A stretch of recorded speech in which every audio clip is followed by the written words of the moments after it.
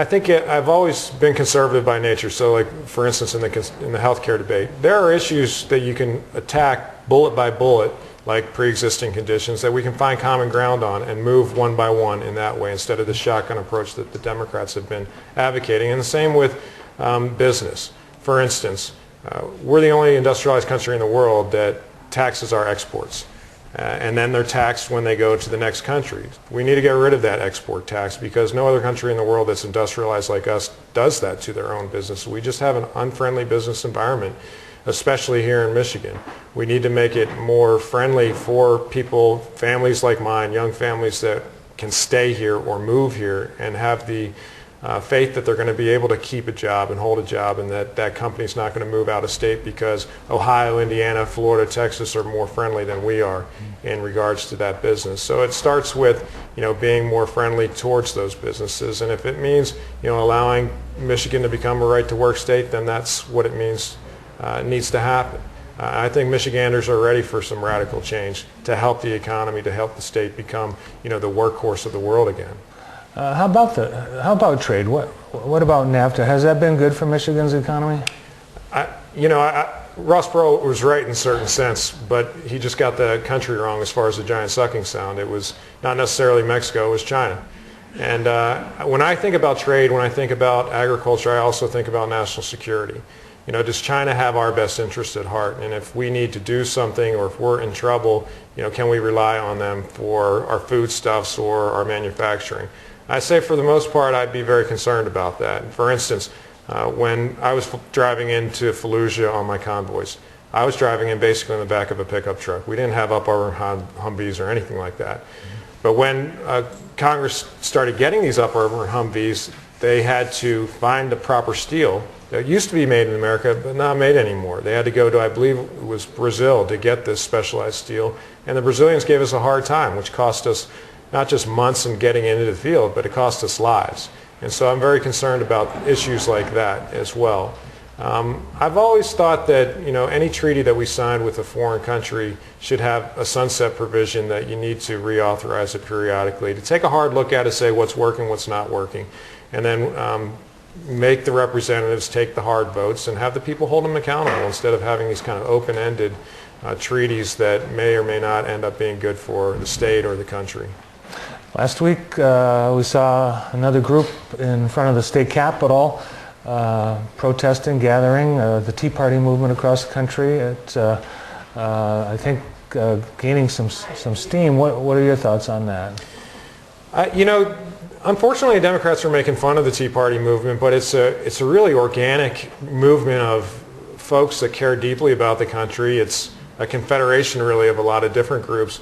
A small example I'll use is my mother-in-law. She called me from Philadelphia, never been involved in politics ever before in her life. And she called me this summer and said, "Brian, I'm thinking of taking the train down from Philly to D.C. to go to the D.C. Tea Party rally. What do you think of that?" I'm like, "Nita, is that you?" But I've seen that all over the country. And she went down there by herself and was part of it and was energized. It's people that are concerned deeply about the direction of the country. And 2010 is going to be really a referendum on the identity of America. Do we want it to be remade in Barack Obama's image, essentially, or do we want it to be what the Founding Fathers envisioned it to be, a limited government that have constitutional principles at its heart, that has less taxes and more freedom for its people? And that's what I believe in. I grew up with Ronald Reagan and Margaret Thatcher, and I believe in less government, less taxes, and more freedom for the individual. And when you focus on the individual and allow them to prosper, then you'll have that entrepreneurial spirit come back in Michigan and the rest of the country. People will create jobs, people will stay here, people will add to their businesses that they already have. Right now there's so much uncertainty that even if people wanted to create more jobs, they're not doing it. Now you mentioned Mexico and China. We should fear China more than Mexico, but Michigan's lost a lot of jobs to Mexico.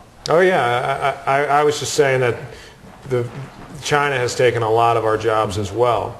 And actually, when you talk about NAFTA, and I remember when the debate was going on, and they said, well, the standard of living in Mexico would rise so that we would be on an even playing field. Well, we're pretty far down the road now, and our State Department just said probably 6 months ago that there's 3 countries on the brink of collapse, and Mexico is one of them.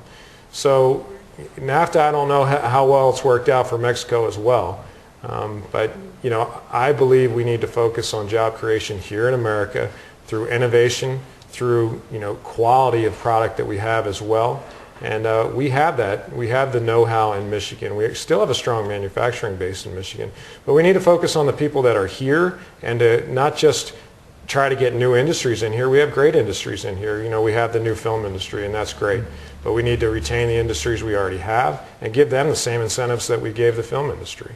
Being an Iraq War veteran, I'm curious, what are your thoughts about President Obama's plan to end the Don't Ask, Don't Tell policy?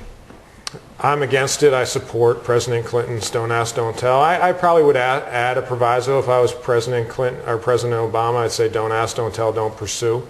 You know, there's a lot of other effects that ending the Don't Ask, Don't Tell policy could have that a lot of people don't think about. What do you do as far as benefits go? Do you give same-sex benefits? Do you give domestic partnership benefits? How do you deal with marriage from Massachusetts and those sorts of things? So how do you prevent fraud that would go on inevitably as well? As a prosecutor and defense attorney, I always dealt with issues like that from opposite-sex marriages, and so I would be very concerned about that. And so I support the year-long study that the Defense Department's putting on right now, but I believe, as Commandant Conway and General Casey have said, that it's the wrong time to do it, especially when we have men and women in the field. And I agree with President Clinton. It was the right policy then, it's the right policy now. We got time for one more question. That's from a viewer, and they want to know if you have a Super Bowl ring. I do. I have 2 Super Bowl rings, and you should have worn them. Well, they're hard to wear because they're so outrageously big. The players like them big, I guess, and the last one was insane.